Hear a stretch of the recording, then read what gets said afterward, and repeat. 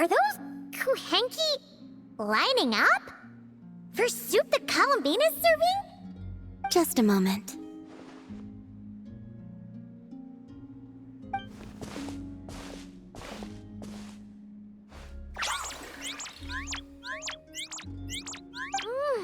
Wow! This is really good!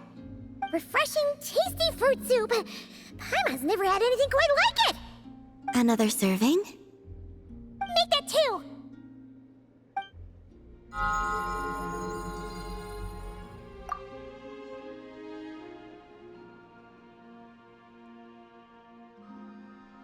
Yes. I asked Anefa for some basic recipes, and I've made several attempts. The Kuhenkian animals have both responded quite positively. Well, my sleeves are too wide. They brush against the pot if I'm not careful. I struggle somewhat with making desserts, though. You have to get the temperature and proportions just right.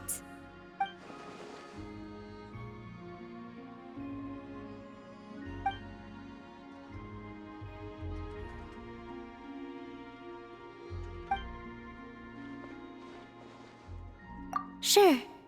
Let's start with crumb kake, shall we?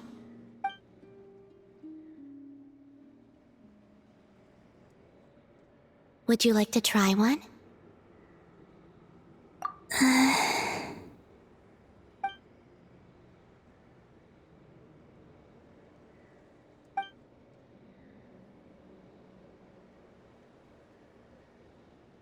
What do you think? Did Paimon miss anything? Ah! It's so sour! What are you trying to do to Paimon? It's all about the initial taste! Couldn't one of you have warned me to take a smaller bite? If you hadn't said anything, Paimon would have thought this was a prank. Watching people's faces pucker or something. Okay. Let me try again.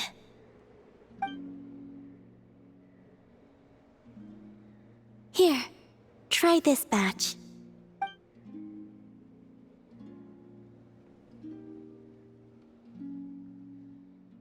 Really? Paimon wants some too! That's the stuff! Oh, so tasty! Good enough to be given as a gift? Totally! Wait, did you learn how to cook and make crumb kake because you wanted to make a present for someone? Yes, for my friends. Do you still remember the first time you came here together? You had prepared some food for me, though the food couldn't do much to replenish the power I had lost. Eating it did make me feel more relaxed. I did not give it much thought then, but now I understand. The time and effort put into carefully preparing food by hand is what gives it soul. What I enjoyed was not simply the food itself, but the warmth and kindness in the hands that made it.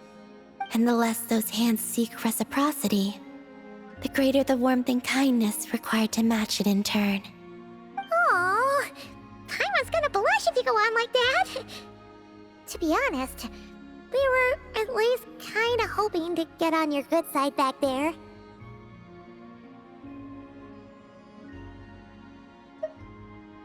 Indeed. But now that I understand all this, I'd like to do a little more. It's a wonderful feeling. Would you come with me to visit our friends? Apart from the crumb kake, I have also prepared a few other gifts. But they must be sent in secret. Why in secret? If you don't mind Paimon asking. Well, you've always been the ones to pleasantly surprise me. I'd like to see how my friends will react when the tables are turned.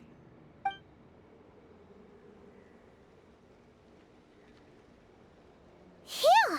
We were running all over! Finally done! Their reactions were kind of surprising, though. Some didn't even realize they were gifts from you, Columbina! It's fine. I expected as much. What's important is that they were happy to receive the gifts. In that case, Llama definitely knew the crumb cakes and wreath on her desk came from you. Paimon can understand her being hesitant about wearing the wreath, but seriously, she stared at the crumb cakes for a good 10 minutes and still couldn't bring herself to eat one. It seems Yehoda got quite the fright, though. Perhaps we shouldn't have slipped the gifts directly behind her. Maybe she's just naturally more alert? Still, she seemed to calm down when Asher came over to paw at the scratching post you sent. As for our other friends who aren't a Not Cry, I'm counting on you to deliver their gifts.